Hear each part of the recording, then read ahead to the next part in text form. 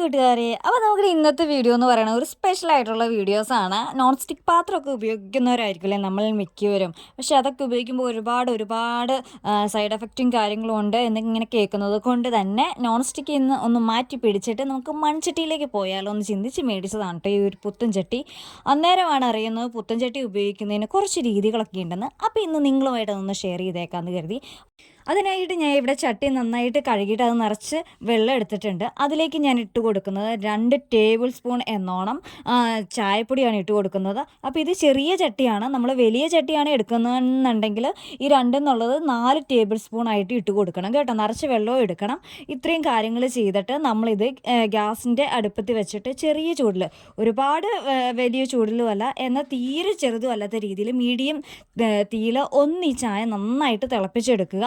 അപ്പോൾ നമുക്കിത് ഏകദേശം ഒരു മണിക്കൂർ വേണം ഇത് തിളപ്പിച്ചെടുക്കാനായിട്ട്. കാരണം ഒന്ന് ചെറുതായിട്ട് അതിൻ്റെ ആ ചായപ്പൊടിയുടെ കളറൊക്കെ ഒന്ന് ഇളകിയിട്ട് നന്നായിട്ട് അതിലേക്ക് ഒന്ന് ചേർന്ന് പിടിക്കണം. അതിന് വേണ്ടിയിട്ടാണ് നന്നായിട്ട് നമ്മൾ തിളപ്പിച്ചെടുക്കണം.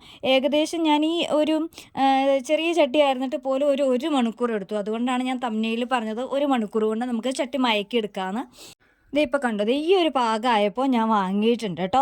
ഇനി ഇത് നമ്മൾ തലേ ദിവസം ഉണ്ടാക്കി വെക്കുകയാണെങ്കിൽ നമ്മൾ എടുക്കുന്നത് പിറ്റേ ദിവസമാണ്. പിറ്റേ ദിവസം നന്നായിട്ട് അതിൻ്റെ വെള്ളമൊക്കെ ഇതിൻ്റെ ചൂടൊക്കെ ആറി കഴിയുമ്പോഴത്തേക്കും അതിൻ്റെ ആ സുഷിരത്തിലേക്ക് എല്ലാം ഈ വെള്ളം അംശം എല്ലാം ചേർന്നിട്ടുണ്ടാവും. അപ്പോൾ ഇനി നന്നായിട്ട് ഇതൊന്ന് കഴുകി വൃത്തിയാക്കി എടുക്കണം. കണ്ടോ, ഇത് ഞാൻ ഇപ്പോൾ കഴുകി വൃത്തിയായിട്ട് എടുത്തിട്ടുണ്ട്. ഇത് കളർ ചേഞ്ചൊക്കെ വന്നിട്ടുണ്ട്. ഇനി നമ്മൾ ചെയ്യാനുള്ളത് നമ്മൾ ഇതിൻ്റെ അകത്തേക്ക് നമ്മൾ ഇതിൻ്റെ അകത്ത് എണ്ണ നന്നായിട്ട് നമ്മൾ നോർമലി ഉപയോഗിക്കുന്ന കോക്കനട്ട് ഓയിലില്ലേ അതൊന്ന് ജസ്റ്റ് ഇതിൻ്റെ അകത്തും പുറത്തുമായിട്ട് നന്നായിട്ടൊന്ന് പുരട്ടി കൊടുക്കുക കേട്ടോ.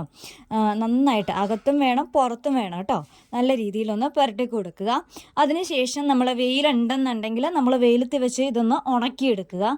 ഇനി വെയിലില്ലാത്തവരും വിഷമിക്കുകയൊന്നും വേണ്ട. വെയിലില്ലാത്ത ടൈമാണെന്ന് ഓർത്തുകൊണ്ട് നമ്മൾ ഗ്യാസിൽ ചെറിയ ചൂടിൽ നമുക്ക് ആ എണ്ണ ഒന്ന് ഉണക്കിയെടുക്കാവുന്നതാണ് കേട്ടോ. അതോടെ കഴിഞ്ഞ് കഴിഞ്ഞാൽ നമുക്കിവിടെ ചട്ടി മയക്കൽ രീതി ഇവിടെ പ്രോസസ്സ് കംപ്ലീറ്റ് ആയിരിക്കുകയാണ്. പിന്നെ നമുക്കിതിൽ എന്ത് വേണമെങ്കിലും കുക്ക് ചെയ്തെടുക്കാനായിട്ട് പറ്റും.